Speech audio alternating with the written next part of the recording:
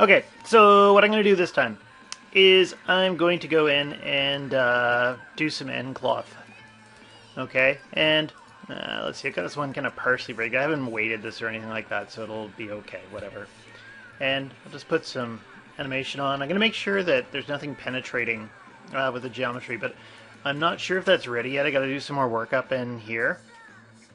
So I'm just going to simplify this. And if I go in here, and I don't want the joints, I want a face. And I'm going to take, say, that face, and I'll double click on the one beside it, and I'll hit delete, and I'll get rid of this top for now. Okay, and anything funny down here? I have some stuff down here I got to work out, and I bet you right there. Let's see if I can fix this quickly. Yeah, I think. Actually, what if I go in here and I grab, say, that one, and I'm just going to grow the selection. Grow. One more time. G. And I'm just going to go and average it, just so I know that that area, it just looks potentially like problematic. G. G. There. Okay, and I can maybe even move that up a little bit. And if I grow it, what am I thinking? Okay, that's why. Let's try this again. So I got the vertices selected, and why, oh why, is that not letting me do my trick? Grab this, hold down Control, right click, grow, grow. Good. And then I'll hit G, G, and then I'll average again. Okay, cool. That should be good. There shouldn't be any penetration problems there, I don't think.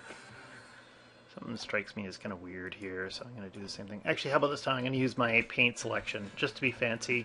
Go in here and grab a bunch of vertices in this area, and I'll just average them out. And that way they won't fold on each other. Okay, that should be wonderful. Okay, so now I'm just going to go and delete the history on this thing, and that is my gown. Okay, and character is slightly rigged. I'm just gonna, for sake of animation purposes, actually we'll do that in a second. Let's open up the advanced skeleton for a second. And one of my little tricks, instead of going in and just doing total simulation, is let's go into the body, and in the deform section I'll hit select deform joints. And so that's selected all the joints as well as the dress. I've got that selected as well. And I'm just gonna bind this. Bind. And then we can take the body and then the dress, and if I've weighted the body, which I haven't done in this case here, I could go skin, copy, skin weights. Okay, and then I could do some more weighting to the dress if I wanted to, but the big plan is still coming. What I'm going to do is I'm going to grab this tool here, and let's see, at frame 1, let's just pull this down a bit. We can see it's weighted. Okay, great. I'm just going to keyframe it. Let's go to frame, say 20. I'll bring it down some more. Okay, boop, and that should be good.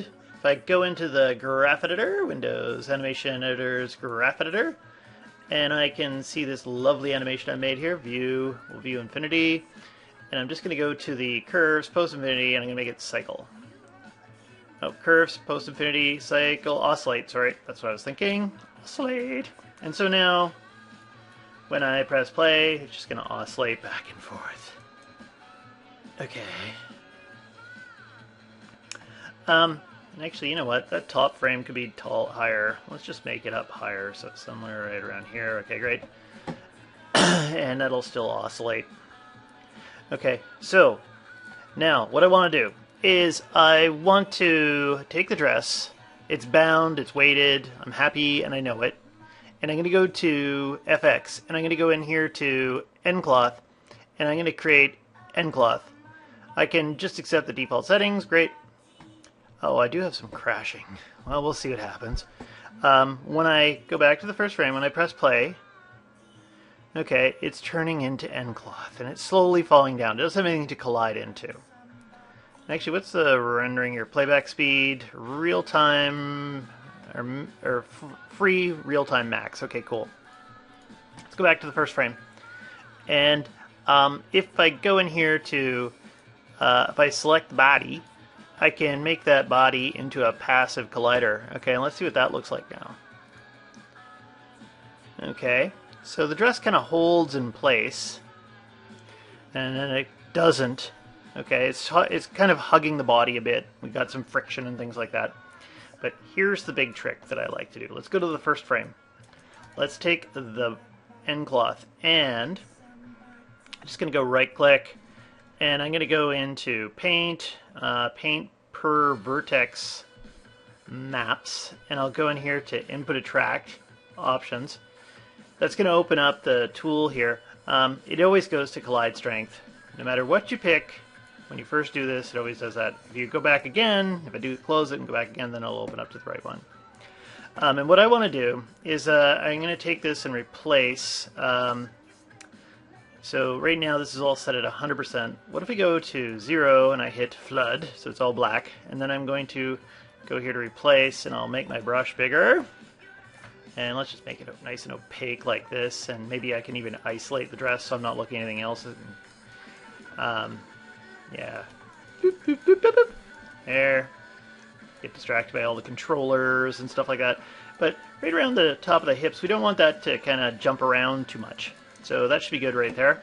And then I can hit smooth, and I can hit flood, and that should be okay. I could play this a bit differently, but anyway, I'll say that's fine.